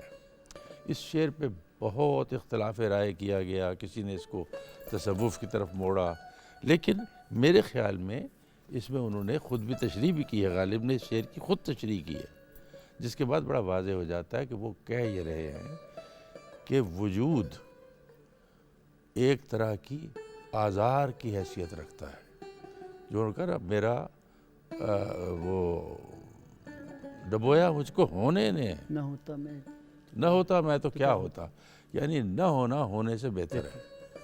یہ ایک فلسفہ ہے، یہ ایک خیال ہے۔ تو غالب نے اس میں یہی کہا ہے کہ ایک نقش جو کاغذ پہ کھینچا جاتا ہے وہ اگرچہ ایک نقش محض ہے، اس کی کوئی ایسی ہستی نہیں کہ اس کو کوئی آزار پہنچے، کوئی تکلیف پہنچے، لیکن پھر بھی اس کا کاغذ پر کھنچے ہوئے ہونا کاغذی پیرہن پہنے ہوئے ہونے کے برابر ہے، جو فریاد کی علامت ہے۔ گویا ہر نقش یہ فریاد کر رہا ہے کہ مجھے کیوں بنا دیا۔ کسی کی شوخی تحریر سے اسے یہ شکایت ہے کہ میں عدم میں ہی اچھا تھا، مجھے وجود میں لانے کی کیا ضرورت تھی، اور وجود میں آنے کے بعد مجھے ایک آزار جو ہے اس کا سامنا ہے۔ تو وہ کہنا یہ چاہتے ہیں کہ انہوں نے خود جو اس کا تشریح کرتے ہوئے کہا ہے کہ ہستی اگرچہ مثل ہستی تصاویر اعتبار محض ہو، پھر بھی موجب آزار اور باعث تکلیف ہے۔ اس طرح کی انہوں نے کوئی بات کہی ہے مکاتیب میں کی ہے۔ جی جی۔ اچھا، مرزو فراق گورکھپوری کا یہ کہنا کہ غالب کی شاعری کو دل سے زیادہ دماغ سے سمجھنے کی ضرورت ہے، ایک، اور عبدالرحمن بجنوری کا یہ کہنا کہ بر صغیر میں دو ہی الہامی کتابیں ہیں، ایک وید مقدس اور ایک دیوان غالب۔ تو اس نو تک جو تنقید نگار ہیں اور بعد کے آنے والے اساتذہ ہیں، انہوں نے اس کو ویٹیج دیا ہے۔ آپ نے جیسے پہلے ارشاد فرمایا تھا شروع میں کہ ابھی بہت ضرورت ہے کہ غالب کے فارسی کلام پہ کام ہو، کیا سبب ہے کہ ہماری اکیڈیمیا اور خاص طور پہ ہماری جو یونیورسٹیز ہیں ان میں جتنے بھی ڈپارٹمنٹس ہیں اردو کے، انہوں نے کبھی اس طرف توجہ ابھی تک نہیں دی؟ نہیں، وہ تو دیکھیے نا، آپ خود استاد ہیں اس لیے میں پوچھ رہا ہوں۔ ایک آشوب ہے نا، ہمارے زمانے کا ایک آشوب ہے۔ یہ دور ارجنٹ کاموں کا دور ہے، امپورٹنٹ کاموں کا دور نہیں ہے۔ اور ارجنٹ کام میں اور امپورٹنٹ کام میں یہ فرق ہوتا ہے کہ ارجنٹ کام اس وقت تو اتنا ضروری ہوتا ہے کہ اگر آپ اسے نہ کریں تو بڑے مصائب میں مبتلا ہو جائیں گے، جیسے بجلی کا بل جمع کرانا۔ اگر آپ نہیں جمع کرواتے تو بجلی کٹ جائے گی اور آپ کی زندگی میں بڑا فرق پڑے گا۔ لیکن جب آپ ارجنٹ کام کو کر لیتے ہیں تو اس کی صفر اہمیت ہوتی ہے۔ جب آپ بجلی کا بل داخل کر کے آ جاتے ہیں اس کے بعد اس کی زیرو، بالکل صفر اہمیت ہے، کچھ بھی تو اس سے آپ کی زندگی میں نہیں بدلتا، سوائے اس کے کہ آپ نے بجلی کا جو ہے وہ اپنے روشن رکھ لیا۔ تو امپورٹنٹ کام وہ ہوتا ہے جو آپ کی زندگی کو، آپ کے مستقبل کو، آپ کے گرد و پیش کو بدلنے کی کوشش کرتا ہے، صلاحیت رکھتا ہے۔ تو ہمارا دور جو ہے اس میں فوری ضروریات، لمحہ موجود کی کھڑکی اتنی مضبوط ہو چکی ہے کہ ہم اس میں سے نکلتے ہی نہیں ہیں۔ تو اس لیے ہم جو بہت گہری جو اعماق کی یا ڈائمینشنز کی چیزیں ہیں ان کی طرف اس دور میں توجہ نہیں ہے۔ اب مجھے نہیں معلوم کہ یہ ارجنٹ نوعیت ہے یا امپورٹنٹ نوعیت ہے، لیکن مجھے پروگرام میں فوری طور پر ایک تو فہیم سے یہ درخواست کرنی ہے کہ کچھ موسیقی شامل کرے اور اس کے بعد آپ سے کلام سننا ہے۔ سو پہلے میں ارجنٹ پہ جاتا ہوں۔ جی فہیم، کیا سنا رہے ہیں؟ نہیں نہیں، یہ بھی امپورٹنٹ ہے۔ غالب صاحب کا مضمون کیونکہ آج کا جی محور ہے تو میں غالب صاحب کی ایک غزل پیش کرتا ہوں۔ جی ارشاد۔ دل ناداں تجھے ہوا کیا ہے۔ واہ واہ۔ اور اس میں ایک مسٹیریس ایلیمنٹ کو میں نے کوشش کی ہے کہ اس کو پکڑنے کی کوشش کروں کہ کیا ہے جو ہے، اس کو میں نے ذرا ڈفرینٹلی ٹریٹ کرنے کی کوشش کی۔ جی I hope you like it.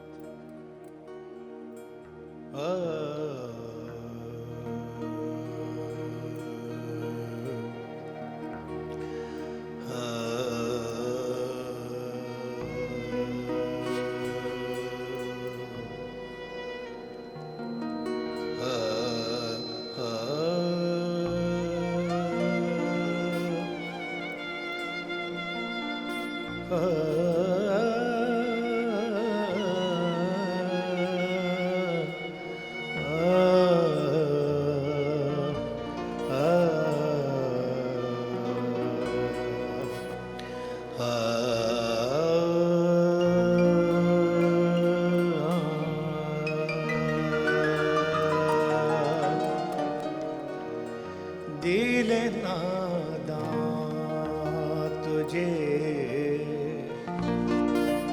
हुआ क्या है, दिल नादां तुझे हुआ क्या है, दिल नादां तुझे हुआ क्या है, आखिर इस दर्द की दवा क्या है, दिल नादां तुझे हुआ क्या है, दिल नादां तुझे हुआ क्या है, आखिर इस दर्द की दवा क्या है, दिल नादां तुझे हुआ क्या है।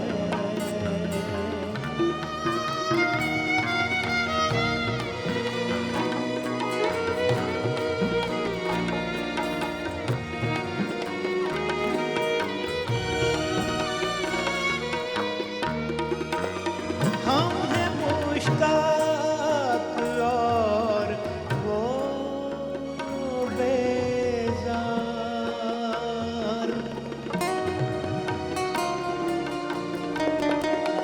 हम हैं मुश्ताक और वो बेजार, या इलाही ये माजरा क्या है, या इलाही ये माजरा क्या है, आखिर इस दर्द की दवा क्या है, दिल नादां तुझे हुआ क्या है।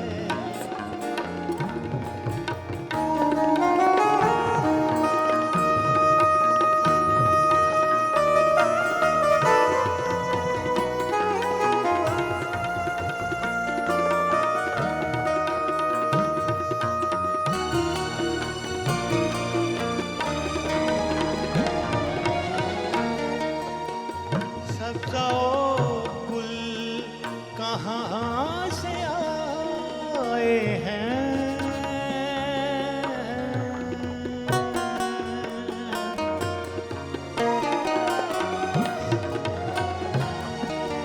सब्ज़ा गुल कहाँ से आए हैं, अब्र क्या चीज है, हवा क्या है, अब्र क्या चीज है, हवा क्या है, आखिर इस दर्द की दवा क्या है, दिल नादां तुझे हुआ क्या है।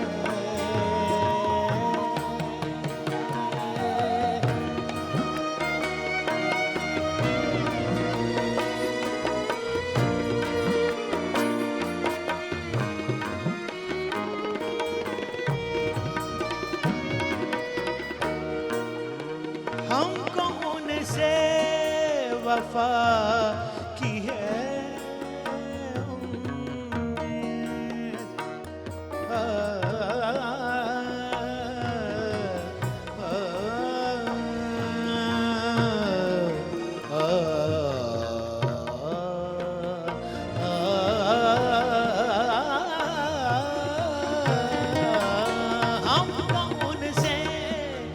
وفا کی ہے امید، جو نہیں جانتے وفا کیا ہے،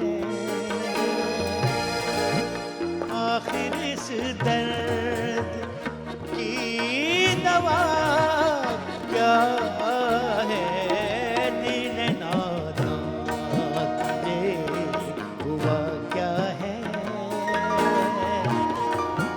دل نادان تجھے ہوا کیا ہے، آخر اس درد کی دوا کیا ہے، دل نادان تجھے ہوا کیا ہے، تجھے ہوا کیا ہے،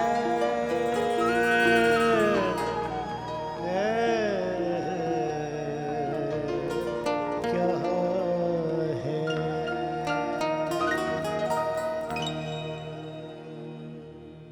واہ واہ واہ، بہت عمدہ، بہت عمدہ۔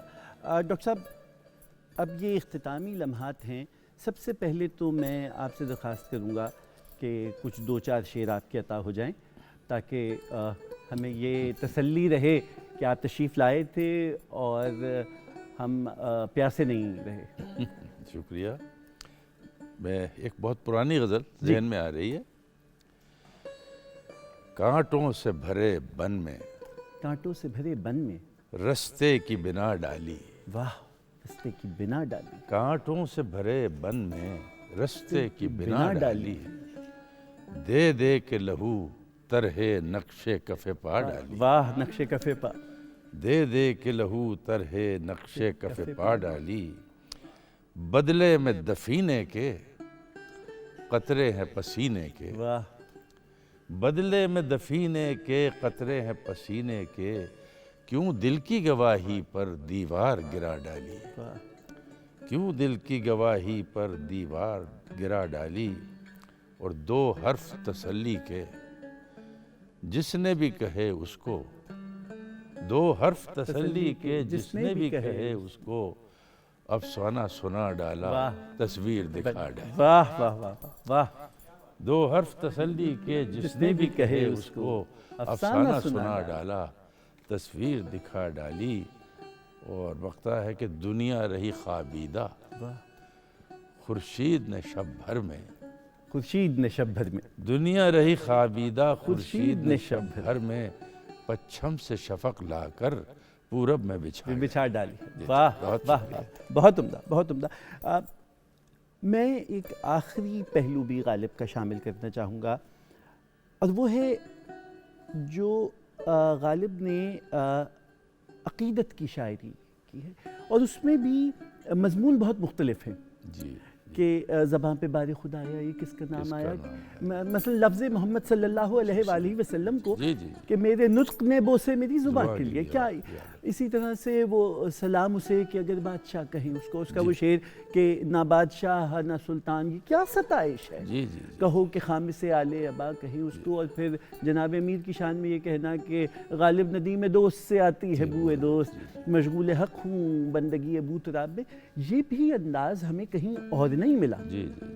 تو یہ جو عقیدت کا انداز ہے وہ لوگوں سے قدرے مخفی اس لیے کہ ہم یا تو عشق کے طور پر یا فلسفے کے طور پر غالب کو دیکھتے ہیں، اس نظر سے نہیں دیکھا گیا۔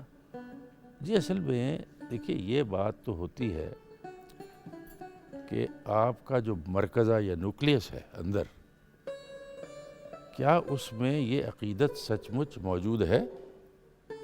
یہ نہیں صرف یہ خارجی طور پر عقیدے کو بیان کرنے کی بات نہیں ہوتی، بلکہ داخلی طور پر کسی چیز کا آپ کی گہرائیوں میں موجود ہونا۔ جی، غالب کو عام طور پر جس طرح سمجھا جاتا ہے کہ جی بادہ خار تھے، جی، آزادہ رو تھے، اور عقائد کی جو بندشیں ہوتی ہیں یا ان کی حدود ہوتی ہیں ان کے اندر خود کو نہیں رکھتے تھے، وغیرہ وغیرہ۔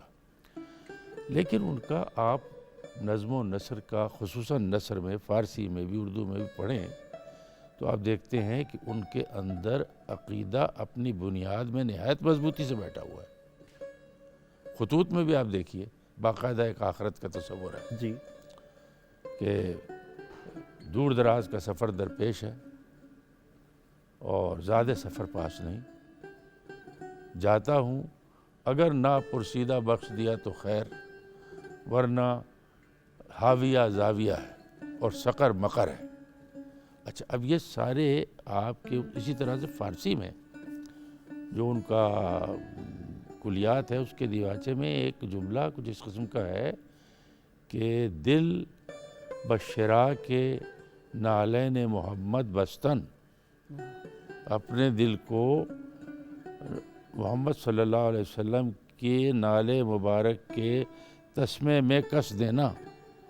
یعنی یہ وہ سمجھتے ہیں کہ یہ میری اساس ہے، میری اصل ہے. تو ان کے کلام میں نعت ہو، سلام ہو، منقبت ہو، عقیدت ہو، اس کلام کے پیچھے ان کا حقیقی عقیدہ جھلکتا ہے، وہ گہرائی بھی موجود ہے. اچھا، اور کلام کی بلندی جو ہے جو ہر صنف میں موجود تھی وہ اس میں بھی آتی ہے. جی اب یعنی وہ ان کے قصائد بھی آپ دیکھ لیجئے، ہم کہاں ہوتے اگر حسن ہوتا خود بھی، جی یہ بھی آگے چل کر منقبت حضرت علی کے ہے. جی تو یہ ان کے ہاں اس لیے ہے کہ انہوں نے گہرائیوں میں ایک تو توحید خالص پر بہت ان کو گہرا اطمینان اور ایمان تھا، اور دوسرے یہ جو نفوس قدسیہ ہیں ان کے ساتھ واقعی ان کی عقیدت جو ہے وہ ایک حقیقی تھی. ڈاکٹر صاحب، موضوع ایسا ہے کہ اس پہ بہت دیر گفتگو ہو سکتی ہے، اور آپ استاد ہیں، آپ کا یہ موضوع ہے، کتابوں کی کتابیں آپ کی تصنیف ہیں، لیکن آپ کی آمد کا بہت شکریہ. ایک بہت ہی علمی نشست تھی کہ جس میں ہم جیسے کم علموں کو بہت کچھ سیکھنے کا موقع ملا، اور آپ کی آمد کا بہت شکریہ. اور میں یہ چاہوں گا کہ رات گئے میں آپ گاہے بگاہے آتے رہیں تاکہ ہم آپ کی شاعری سے بھی مستفید ہوتے رہیں. خواتین حضرات، ذکر اس پریوش کا، غالب کا ذکر 1-2 گھنٹے کی نشست میں یقیناً نامکمل رہ گیا، اور اسے نامکمل رہنا چاہیے، اس لیے کہ ہے کہاں تمنا کا دوسرا قدم یا رب، ہم نے دشت امکا کو ایک نقش کفے پا پایا. غالب اور غالب کی گفتگو تب تک رہے گی جب تک مضامین خیال جو غیب سے آئے ہیں ان پہ گفتگو ہوتی رہے گی. میں ملتمس ہوں فہیم صاحب سے کہ اس نشست کا اختتام کیجئے اتنے ہی اچھے کلام سے جو غالب کی شخصیت اس کی متقاضی ہے. جی، جیسا کہ آپ نے فرمایا کہ دائم پڑا ہوا تیرے در پر نہیں ہوں میں، تو آپ کی بھی خواہش ہے کہ ڈاکٹر صاحب دائم یہیں رہیں. جی، تو میں بھی اسی غزل پہ کنکلوڈ کرتا ہوں. یہ غالب صاحب کی غزل ہے اور امید ہے آپ پسند فرمائیں گے.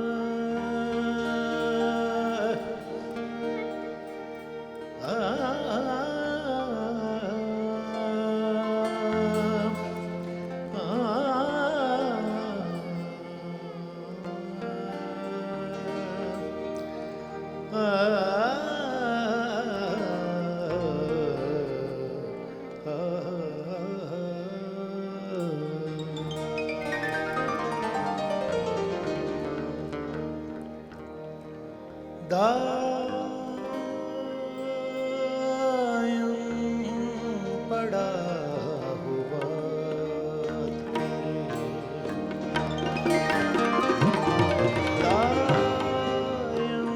پڑا ہوا در پر نہیں ہوں میں، دائم پڑا ہوا تیرے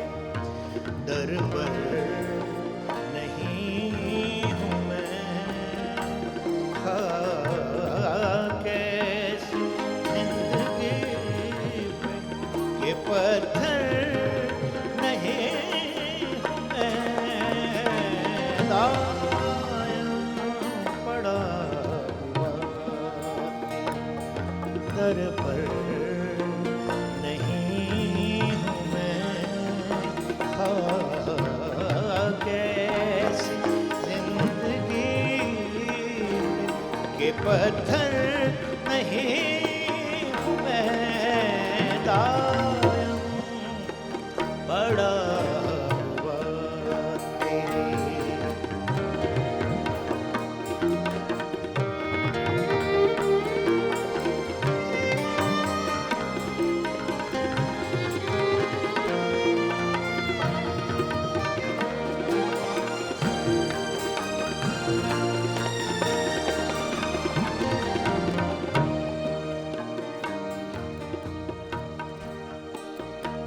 کیوں گردش مدام سے گھبرا نہ جائے دل،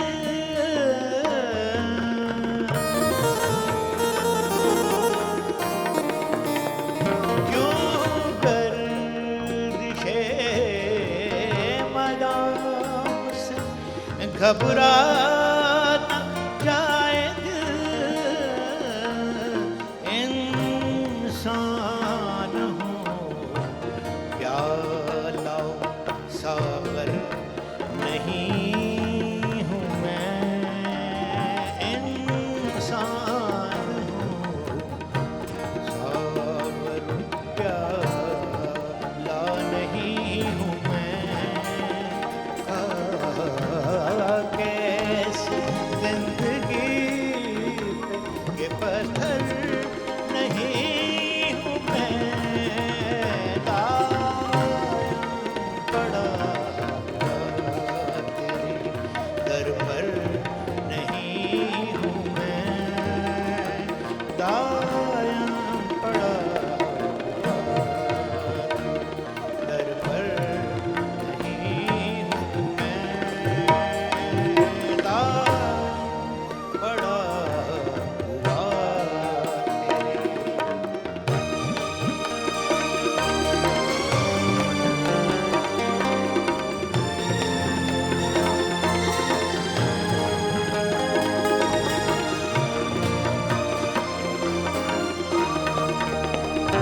یا رب زمانہ مجھ کو مٹاتا ہے کس لیے،